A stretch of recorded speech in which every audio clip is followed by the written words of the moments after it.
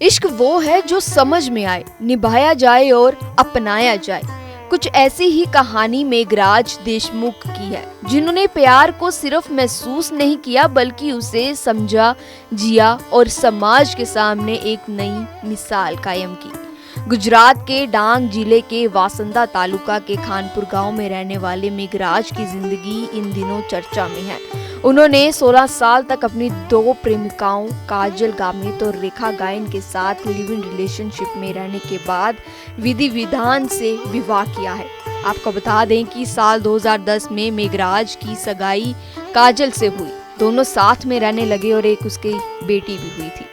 फिर कुछ ही सालों के बाद रेखा से मेघराज को प्यार हुआ और वो भी उन्हीं के साथ घर में रहने लग गई। सबसे खास बात यह रही कि काजल ने रेखा को खुलकर अपनाया, उसे अपनी छोटी बहन मानकर परिवार का हिस्सा भी बना लिया।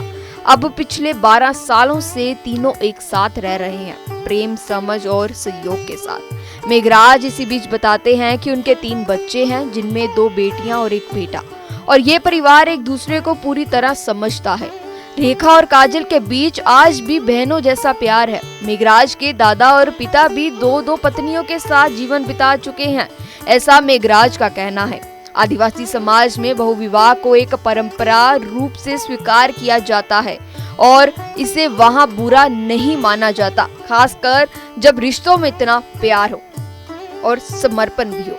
आर्थिक तंगी के कारण मेघराज ने बताया कि सालों तक शादी नहीं की उन्होंने, लेकिन जैसे ही हालात सुधरे उन्होंने दोनों पत्नियों के साथ रीति रिवाज से विवाह कर समाज को एक नई सोच दिखाई है।